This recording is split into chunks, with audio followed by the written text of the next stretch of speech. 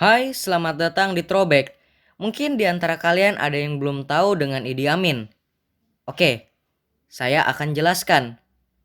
Idi Amin lahir pada tanggal 17 Mei 1928 di Koboko di Uganda. Dan akhirnya pada 1941, Idi Amin masuk ke sekolah di kota Bombo. Tetapi kemudian dia meninggalkan sekolah dan melakukan pekerjaan serabutan hingga akhirnya direkrut oleh King's African Rifles sebagai asisten koki. Dalam Perang Dunia II, Idi Amin ditugaskan ke Burma atau Myanmar.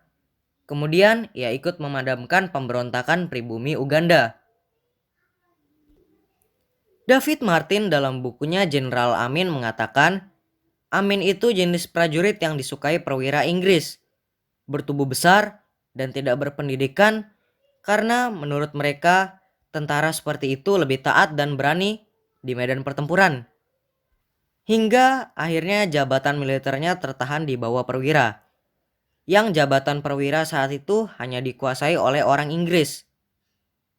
Namun dengan berbagai cara, dia membuat pangkat tertinggi bagi orang Afrika yang bertugas di pasukan Inggris.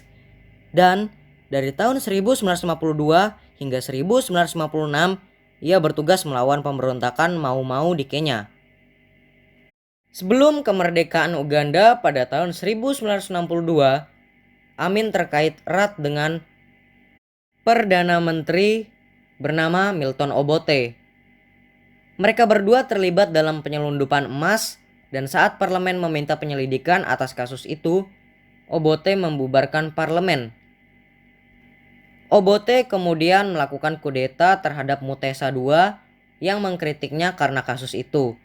Dan juga karena Mutesa yang saat itu sedang menjabat sebagai seorang presiden. Dan pada 2 Maret 1966, Obote mengangkat dirinya sebagai presiden. Meskipun Amin memiliki jabatan yang tinggi, dia menginginkan jabatan yang lebih tinggi lagi.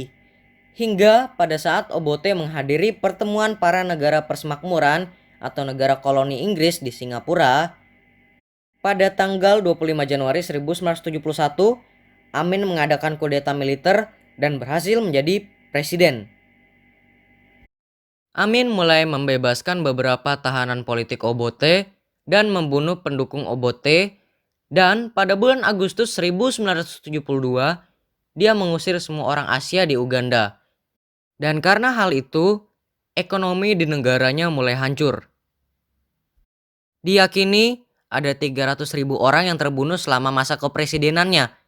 Dan pada Oktober 1978, Amin memerintahkan serangan ke Tanzania.